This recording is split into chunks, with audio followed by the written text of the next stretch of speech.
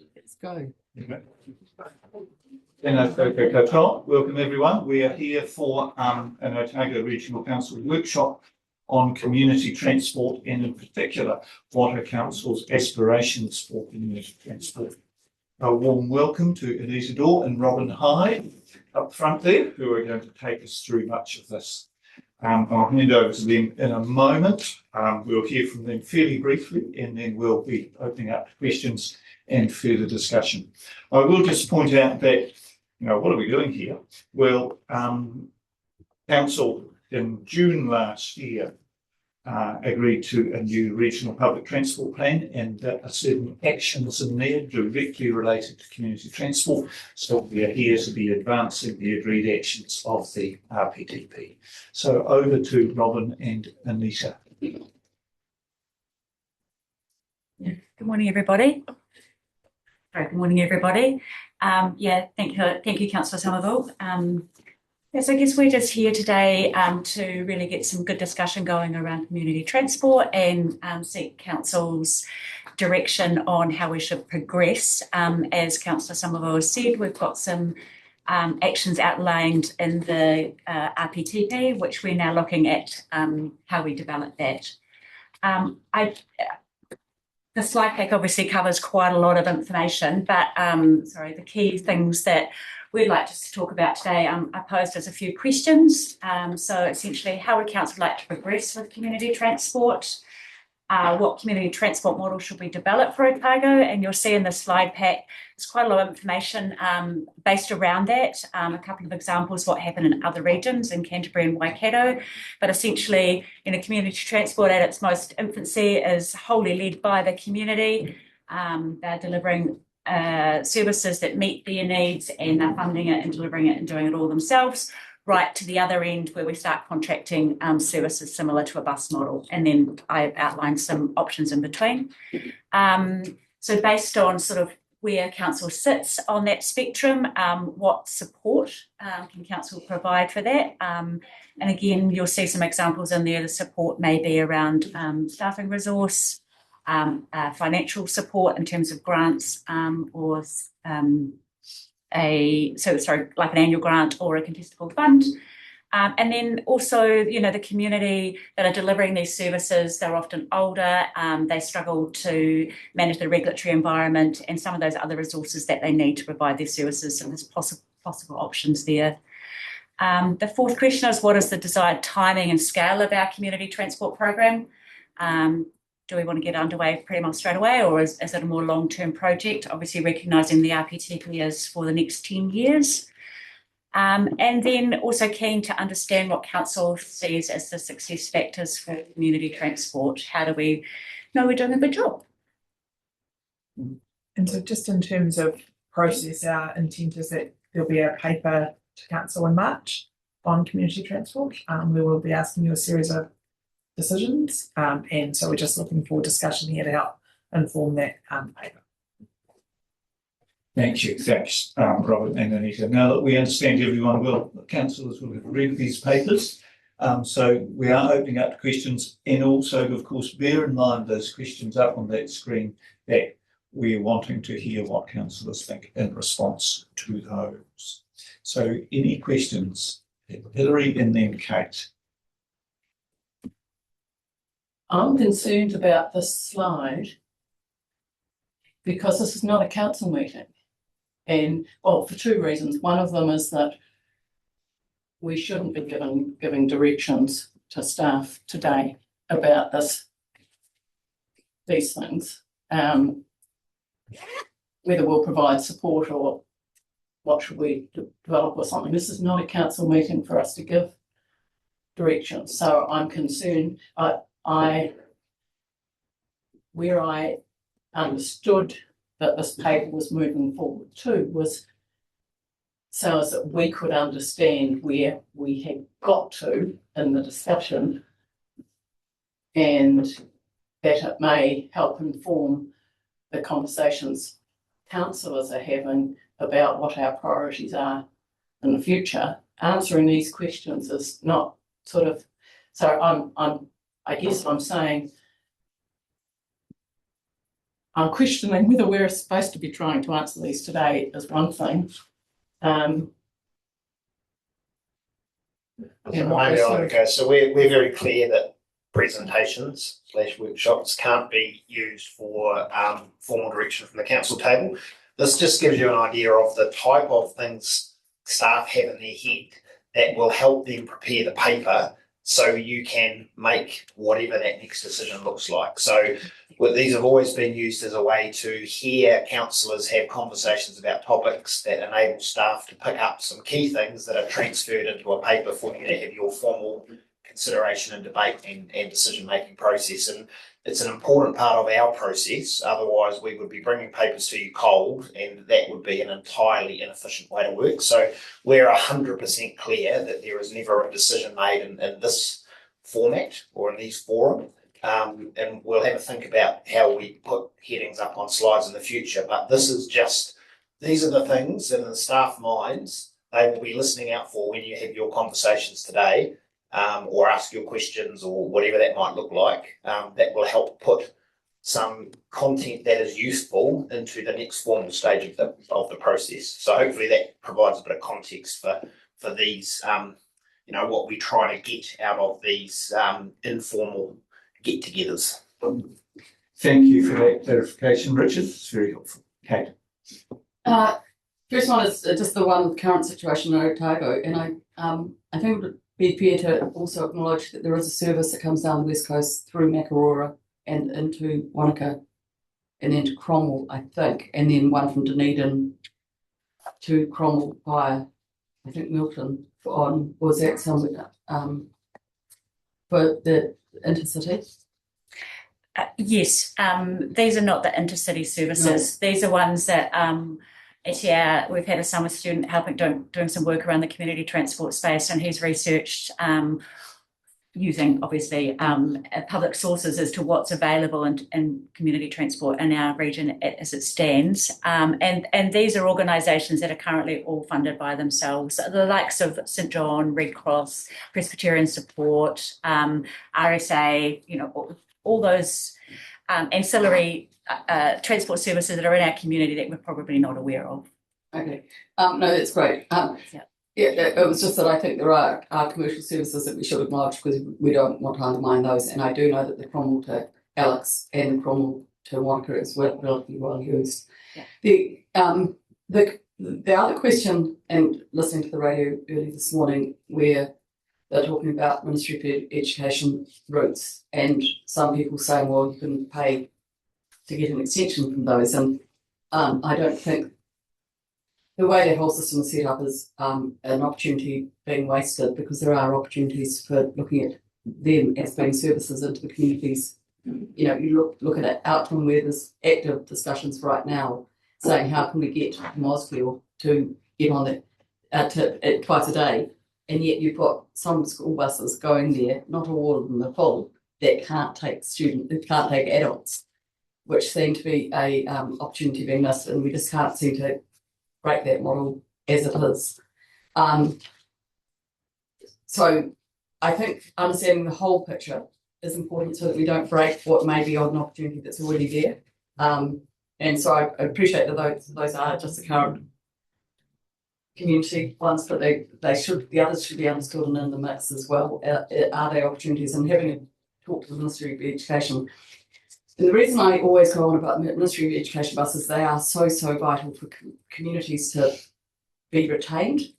That means families can stay in areas that wouldn't otherwise stay. And that was really well pushed out on the conversation this morning. And a huge saving to those communities. But if we don't support them or give them another income stream, then we're an opportunity lost. That's my first point. I'd like to see them being part of considered. Thank you, Kate. Andrew. Yeah, I just wondered whether it was useful just to reflect just for a moment on the Regional Public Transport Plan 2025-2035. And this was a key topic that was raised through that process. And I think Kate and Elliot Weir and myself were the three panel members. And I think it's fair to say that the community transport topic was raised pretty much generically across the region and the various, whether it was Oamaru, Balclutha, Alexandra, etc. So it's something that, is obviously important to the wider community. And I think where we landed was that, in terms of an aspiration or assumption, is that, we need to look in this space, what would we potentially could do in this space.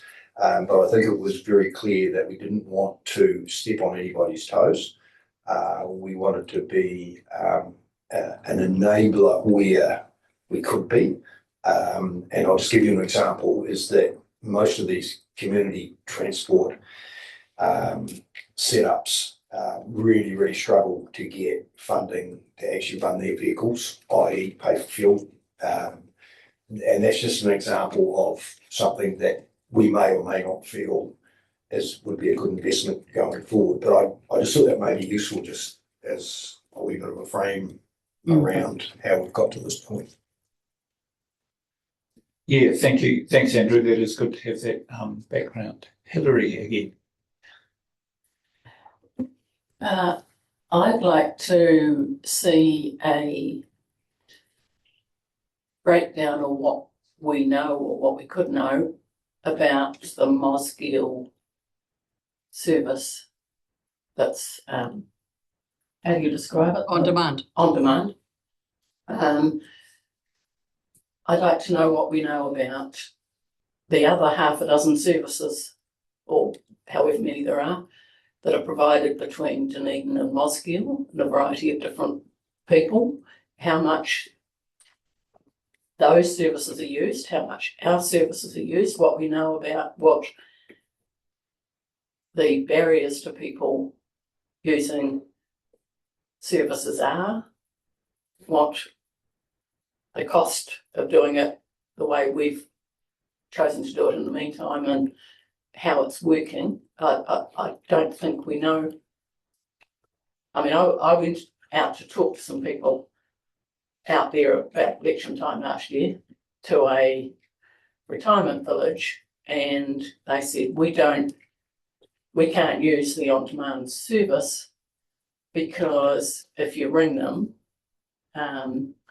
they say you've got to ring them 24 hours in advance or whatever. And if somebody else, if they want a service at 10:15 and somebody else has already booked it at 10, you can't, because they've already booked it at 10. And rather than, it didn't seem to be working for them, and they need to know. They might suddenly get a call saying, hey, come in, we've got a cancellation, come in and do whatever it is at the hospital today now or something. They can't say, oh, well, I can't till tomorrow because I have to give them 24 hours notice or something. That was sort of a single instance of half a dozen people telling me how it wasn't working sort of for them, but that is entirely anecdotal, and I would like us to have some real information about how people might compare one thing to another, and what they would be getting, and is it working, and compared with what we were doing and things. So I'd like to see us have a look into what's going on in Mosgiel, so if we can learn something from that experiment. Thank you. Look, I think we're getting into things Yeah. that aren't directly related to community transport there, because No, those are out front, no, but they are related. But those services you're discussing are not what we describe as our community transport services, which Yes, is but- what this is looking Yeah, at. but there's a community transport services in Mosgiel that we have decided to, well, we sort of compete with just because It's it's a a public public transport. service. It's a public transport service. And It's they're always within the on time. Dunedin public transport network. Yeah. It's separate to community transport, which is those areas of our region where we don't have a public transport network. So there is an opportunity to pick up that conversation you've just raised through the public transport work program, and Anita can pick that up. But this, in terms of this content today, that's outside the scope of this, which is those services Andrew just described, which came up through the RPTP, where we don't currently have a service being offered. Yeah, I thought the on-demand service was different from our scheduled services. So But they're there sort of more competition, for want of a better word, with the community services. There is a general transport paper coming to council in March, including the Most on Demand, as part of our continuous program service. So that's already on in train, and you'll see that second report on demand escalated March. And something, presumably the Oamaru situation's coming up then too, because that's the. No, that'll come up after the trial finishes, which is programmed to finish end of April, and we'll try to get a paper in May on the assumption that we've got most of the data, and so that will be coming a bit later. Thank you. Kate? On that, if it's looking good and we need to keep it going while we consider the trial, will there be funding to? Sorry, I just want you to that Oamaru one. The trial finishes in April. We're going to have a paper after that. Yes. What happens in the interregnum? Yeah, you'll need to make a decision on that. So when we can make that when? Yeah, I've talked to Anita, that decision needs to come to you before the trial finishes. Thank you That's very the much. timeframe we're working to. Thank you. And that presumably would be part of our annual plan discussions. Yeah. Have I got that right? Yes, thank you. It can't be. No, sorry. No? So separate to annual plan, there's a conversation that needs to happen to bridge Thank you. post the trial. Yeah, thank you. Thank you. Neil? Yeah, I just can't help but wonder that there's a whole lot of different organisations that are active in community transport. I'm not convinced that they are well connected and coordinated. They will be depending on where they are, and what I'm wondering is saying that you know, is there a function, a role for ORC going forward to enable support in some way, shape or form, and I don't know what that would look like, because it just seems to me is that there's duplication potentially. There's two outfits doing the same thing, the same volunteers are doing both, and but for some organisation, for the want of a better word, stepping up and saying, well, we can provide the support and it might make it better and keep it going longer or develop or whatever. I just don't know the answer, but I think that to me is I think an important point, picking up with what's going on and say, well, should we, are we the right ones, or should we advocate for someone else? Thank you. That's exactly the sort of thing we're trying to get at, and I'll let Robin or Anita talk further. Yeah, thank you, Councillor Gadsby. That's exactly, you've hit the nail on the head. There is a lot of services working out there. They're all working in isolation. They've all got minimal resources, and even if we can't provide funding, for example, whilst funding is really important to them, and that's what's been raised by nearly all the volunteer organisations we've spoken to, the coordination, the marketing of their services, the finding of volunteers is really tricky to find. It's a very volatile model, the volunteer model. So any support with marketing, advertising, seeking their volunteers, guidance around legislation and regulatory environment, those sorts of things, how to set up a trust, how to manage their services, all of that, we've perhaps got skills that we could share and could be a really good first starting point. I guess if I just take that back one step, back in the days of TAs and when they have road transport safety advisors type things, or what that role was, it was funded through different agencies, but to try and support the community. And I think, as a result of that, you look back, the communities are in a better place because of that. It's changed and moved on, but it's also, that because of that support from originally. So, and then the question will be, is that something that ratepayers should be funding in some way, shape or form? And you go, well, public transport, community transport, at the end of the day, what's the difference? It's still getting people from A to B, especially those that are less likely to go do it themselves. I'd also encourage you to have a look at the Waikato Regional Council's website for community transport and also Environment Canterbury's website for community transport. There's some really good resources there, and that's one of their mechanisms to help their community organisations, particularly the Waikato one. That's kind of how that started, was actually a group of community organisations coming together and forming a bit of a steering group, and then the first process was developing a website with all that information. I might circulate the links to those for you. Thank you. Yeah, they are. Okay. Well, Thanks, Neil, and thanks the others. Kate? well, reflecting on the hearings, I think that we did suggest that having meetings, and I see that we're going to be in Valpurtha in March. I think I have had a meeting with the public in Valpurtha before about there are huge issues there in Valpurtha with transport just internally, there is no taxi service there, but underpinning a community service that may reach as far as Dunedin, but also could then be internalised, would have huge benefits. But I think the main starting point for most of the groups that we talk to is have a meeting in those communities and let them start seeing what the opportunities would be, rather than us necessarily deciding at this point. And I think the what came out of the hearings was, please come and listen and bring us together so we can have those discussions. What could work? Some of the services are pretty specialised and need to be technically, the buses have to be set out, or for especially for total mobility. But some of the services and expectations and needs in some of those communities are just very normal services that could be used for a whole lot of services. And it's just about having those conversations started and giving place for that to happen.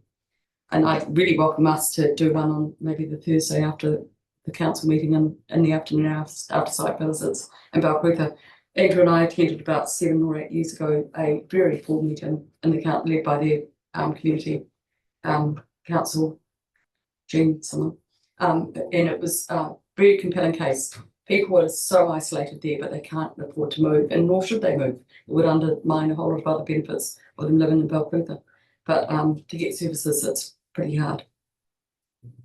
I guess just clarify that, we're sort of unlikely to be springing into action tomorrow or next week on this, but rather we do have a paper coming in March, and it, depending what the options are and what is agreed at that meeting, to looking at getting in the next financial year, getting really well set up so things can be leading into the next long-term plan. It's probably I think as quickly as we're going to move on these things. Any further questions, or is there a possibility to, if not, to have a look at some of the slides in more detail? Hilary. Sorry. Is it possible for you to provide any information that you think will be helpful to us if we're thinking about what our priorities will be for the next couple of years, being as, from our point of view, that might be the end of our life, as it were, as a council. We're having a look at what our priorities will be, and is there anything that you would like to provide for us as we are thinking about our priorities to reflect on? Well, I think the reason we've got community transport here is that was the previous council's one of their priorities. How you set it up and structure is entirely up to you, but transport is one of those spaces where having a regional perspective is really advantageous, and it enables connections. Some of the benefits we see with the Oamaru trial is that they're not fixed in terms of where they go, so they can go north and they can go south, and having that regional perspective is useful. So we think this is a conversation that is worth you hearing and providing direction on. Yeah, I agree with Anita there. I think we've heard consistently over the last 3 years, be it annual plan or long-term plan, that the communities in Otago that currently have no transport option, be it public or a sort of suitable community service, have asked ORC to look into whether we can assist in this space. So we need to provide them something one way or the other, so they can move on with other conversations or whatever that might look like. So prioritising this so we get to a point where we can provide those answers back to those communities, I would say is important. Gretchen, and then we might get perhaps Robin to take us through those operating model options. So Gretchen first. I think I was going to say similar to what Richard just said, but I remember for particularly about 15 years ago, it was a really hot topic around Neil's area, particularly in community transport. And often it's people who have the idea that, we need this as a gap, but they don't want to take it on. They don't want to establish a trust. They don't want to do everything themselves. They can't. So how can we be an enabler? That issue hasn't gone away in that time. Some services are going really well, some are limping along, and some there's still a massive gap. So how can we be an enabler, but not a disable it too by just jumping in there and doing everything and funding everything and driving everything. And hey guys, here it is. Probably isn't as successful as working with people. So that's what we're talking about here. So how can we get to that stage? And I kind of see it like OCC, Otago Catchment Communities, almost going forward. So looking at those catchment groups, we didn't want to step into the space and do absolutely everything. We had some money that was available, but not heaps as well. So where can it be targeted? And that'll be shifting over time as well as things organically grow. We would like other funders to be involved as well, and that will ensure that the services better for many reasons and targets the right can get into places we can't get into by using those funders. I think we're all saying the same thing, and that's what the plan actually pretty much is pointing to as well. So how we go from here, you guys can talk it through. You've got some ideas. It can be extremely expensive too, and we need to keep our eyes on how much it might cost per trip. Go in too much too, because we need to be able to weigh up that benefit, I suppose. So yeah, that's really it. How can we best be an enabler and a sensible one? Thanks, Gretchen. In fact, we'll go to Matt before we do the next bit. Matt, over to you. Thanks, Alan. I'm just looking back at those questions and that suggestion Kate had with regards to having a connection with some local communities, for example, Balclutha when we're next down there. I wonder also if the council would support us connecting with some of the existing operators in terms of St John's and just sort of getting a handle on what their challenges are. You know, the more structured ones are probably easier to engage with, and just see what their definition of enablement might be. Because you're right, we could complicate things and get in and get in the way, or we could actually be able to bring some technology or customer service of some sort that can help their system. So I wonder if that's another sort of action point that we can do in terms of connect with those types of organisations. I know that I think the Queenstown St John's, they run an ambulance, a community ambulance service down. It's to Invercargill though, so it doesn't come through Central. But I just wonder if we just ask some questions and get a bit of a handle through that channel. So we've done that as part of pulling together the slides and the research that we've got our student doing already. Thank you. Thanks. So Thank you. Robin, thanks, mate. Robin, perhaps sort of a description about what the range of things we're potentially looking at here. Yeah, thank you. So just the slide here talks about the different operating models, and as Gretchen just mentioned, that empowerment is really important. And so on the left-hand side of the spectrum, we've got where we are now, the community vehicle trusts who run and fully fund their service. We've got no control at all of them. They obviously, the more we can empower them, the better. But they sit right down there doing it on themselves. At the other end of the spectrum is the most control, that's bus services, that's integral contracted services. We don't want to get into that space with community transport. Already we know that services in those small areas are not feasible. So then we look to what the middle might look like. So just a slight step up from the community vehicle trusts that are fully running and funding their own services, might be some financial assistance from ORC. And that can be in several forms, potentially an annual grant, which again will not cover their full costs. We can't get into a model where we're fully covering everything because then we're getting down to a contracted service. But it may help them with warranty fitnesses or petrol or just something very, a small amount, but can go a long way when you're using volunteers. The next step up is then looking at what a wider support package might look like. And this is including some of the things we talked about before, like marketing support, helping them communicate their services, helping them with legislation, helping them set up a trust, those types of things. And so then as we move up that control spectrum, just underneath the integral services there is a joint venture, and that's where there's some level of accountability between the community vehicle trusts and ORC. So again, starting to take away some of that empowerment and gain more control, but having more accountability. So we may have KPIs or something like that we want to install with them. In New Zealand, there are other regional councils that are in the community vehicle trust space. They usually set out a memorandum of understanding. So there is some level of understanding, but it's not legally binding. It's just, we're providing this assistance. This is how we'd kind of like it to be used. And then I mentioned the sector entity because in Australia and the UK, they have strong community transport sector entities, which are usually national bodies that advocate for community vehicle organisations, helping them with that resource element, helping them have a voice.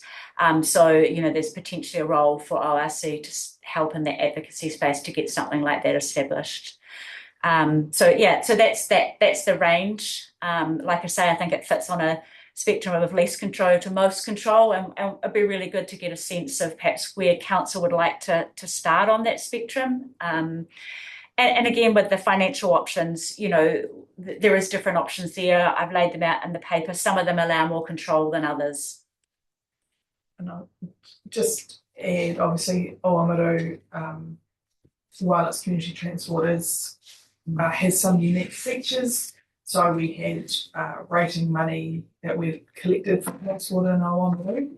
And so the amount of grants that we provided that trust is higher than what you would generally see. And we also provided a whole lot of support. So it was a trial. We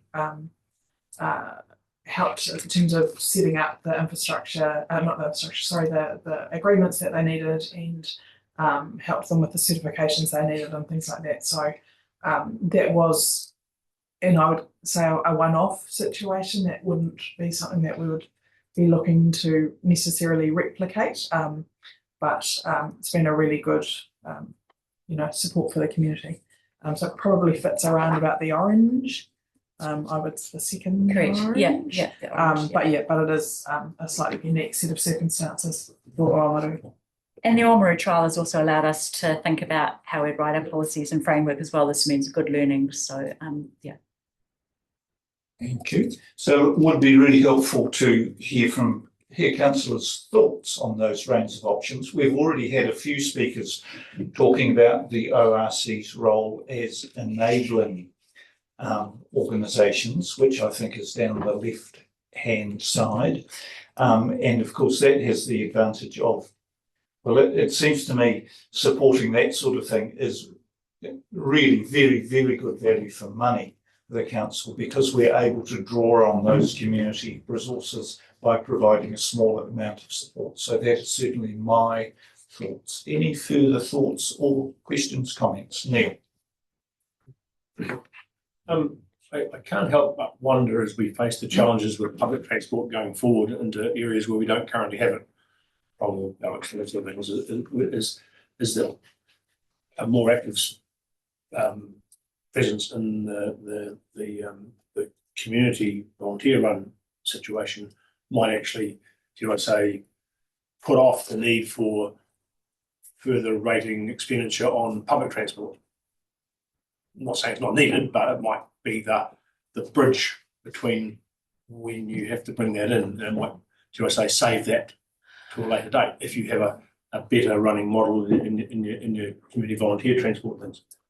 I say that without knowing for sure, but I think it's part of the thing that we should, I think, take forward and go, well, actually, will this actually have other implications for us that could result in better outcomes? And I'm not saying we won't have public transport at Cromwell in the next 10 years, but it might just be fit for purpose and get you through that as we deal with all the other challenges that are out there. You raise a really good point, because it is actually a really good way for us to understand the demand and understand the types of trips that the community need, the types of people who might be using it, and then if to a future, is viable for public transport, what that might look like. And the other aspect of that is, if community transport is established, we anticipate there may be a shift from total mobility across to community transport. Total mobility obviously is a challenging issue in terms of increasing year-on-year demand and funding not keeping up with it. So there's a potential to shift some of the costs across to community transport. Thank you, Kate. I think I articulated my concerns about the community and meetings incorrectly or not fully. The slide which has possible scaling and timing of investment in CT is, I think, the step that is missing and why we shouldn't be focusing so much on the model. I think it's really interesting work, sorry, great to see it, but actually we have to get out into our community and understand what the need and desires and potential is before we choose a model, and they may be different models depending on that community. And so I'm sorry, I think step one, or somewhere between step one and step two, is actually understanding the need and demand in each specific community differently. Now that will depend on whether they've got the whether it's a medical situation that isn't being met now and could be met, or if it's a services that they can't get to, even if it's types of shops they've got, or its connection to sports. All of those will drive a different answer. And my concern at the moment is that we're trying to looking for what possible solution is without meeting with the community. And I think that step's been missed, and that's where I think would be best to put our energy, understanding that in each ward or constituency better, and then coming up with the models that are appropriate, because we may need to look at all 5 different models depending on the areas. You know, Cromwell, with a huge amount of population growth and real connections with Queenstown and Wanaka work mode, would be a very different response to what Takanui needs. And the other part of that with local government reform is really interesting, is what those cross-boundary issues look like as well. So, sorry, and I'd rather be concentrating on that with our communities first.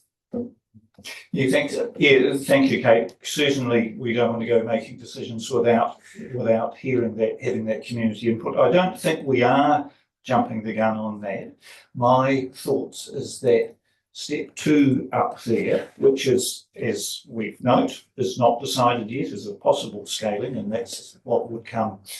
One of the options that might come to a paper in March is about exactly what you're talking about. I think community transport, that's step 2. Community transport advisor engages with existing community transport entities to understand the scope of services and options for supporting expanding. So it looks as though what you've been talking about is built in there, would be my understanding. No, because it only focuses where there already are some, but there's a huge demand in some areas where there isn't services. Yeah, okay, yes, no, important to consider that too. Thank you.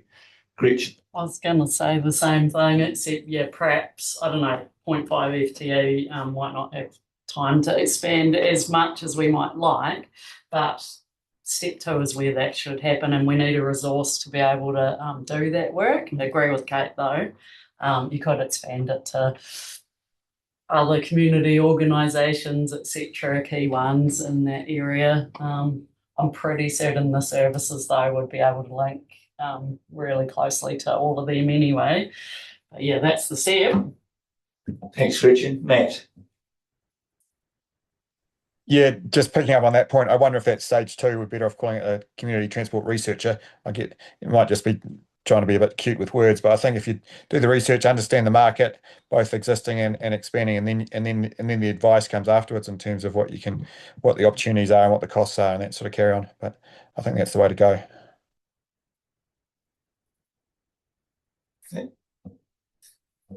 Gary. Thank you. Yeah, I do agree we've got a lot more to learn in this, and that's why I would support step 2. I accept that there's a gap to fill, but the problem with filling the gap is that if we overfill the gap, we have implications in other already established services, which are taxis, which are buses for us, which are the other providers. And if you look at those examples of the 2 councils who are funding them, or funding a service or involved in services now, it's substantial stuff. So there's far more to be learnt here before we actually get to a point where we can understand how much we should be investing in this. These, like the St John's Health Shuttle, is great, the service it provides. The other ones that are, when they're established, the people come up with a great idea, they get it all in place, but there is always then the true implications of running this once you're established. And then how do you find volunteers? How do you keep the fuel? Because the fuel is the biggest consumable, the cost of running vehicles. And then are we going to then become the long-term provider? So say we establish a fund that is continually available. Are we forever and a day dooming towns to never have taxis because they're going to have these other providers? And so we have to be very careful, and when we fill the gap, we fill it to the gap that's actually needed. Thanks, Gary. Chanel. Thank you. I'd probably be more comfortable if step 2 was framed more as a business case study. And feel like that might address both. I mean, essentially we're concerned about how much is it going to cost, but of course there's a need and we want to do our utmost to meet that need. So perhaps more of a feasibility study, business case study, building on whatever plans you've done already, because I know you've done a lot of work in this space. Definitely agree with that. Thank you. Yes, I think that possible step 2 there is in fact very open, and at this stage, if that's what we come to next month, that's even at that point doesn't commit us to what community transport services we might be supporting, but rather over the start of that period when that step 2 is in place, working that out and coming to those decisions. I'm not sure, Anita and Robin, you might like to add to that. No, I think that's correct. I mean, if what the paper will ask in March is community transport something that you want to progress, and progression would look like in year 3 of the LTP, potentially developing a framework in a policy context. And then as part of LTP conversations, there'd be the very conversations about, where, how much, how does it stack up, how viable is it, all those sorts of conversations. So, and the other option that people will give you is decide not to pursue community transport at this point, which is also, equally available. So that's all the paper's going to do, is to say, do you want to start on the journey and not committing to anything in particular, and certainly not committing to funding. Any funding conversations would absolutely be the next LTP conversation. Andrew. Just on the step 2 and any resource that's required, what is the likelihood that NZTA would fund any of that activity, whether it was a transport advisor or business case or whatever? NZTA, of the 2 councils that we've got, they have traditionally funded ECAN, is it? ECAN and community transport, not Waikato. That's for the actual services. But in terms of FTE, we may get some funding in terms of FTE if they're in that general planning, transport planning space in the next LTP. So, Mr. Chair, I'll just follow that up. So, and if there was funding available, would it be the standard 51% subsidy? Yes. Thank you. So I have heard in the discussion that, well, where did we start? That these objectives in the Regional Public Transport Plan, and Andrew's told us how there was very wide support for community transport in the hearings around that.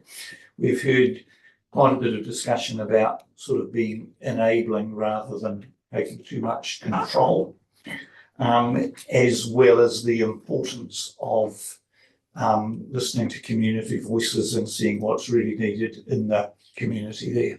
I wonder if we could go back to those questions there, and though we might not be providing direction here, it would be good to hear councillors' thoughts on any of those questions. There were 5 questions that we had that would be helpful for staff to hear councillors' thoughts on in preparation for that paper coming in March. Feel free to jump in if you would like to speak on these.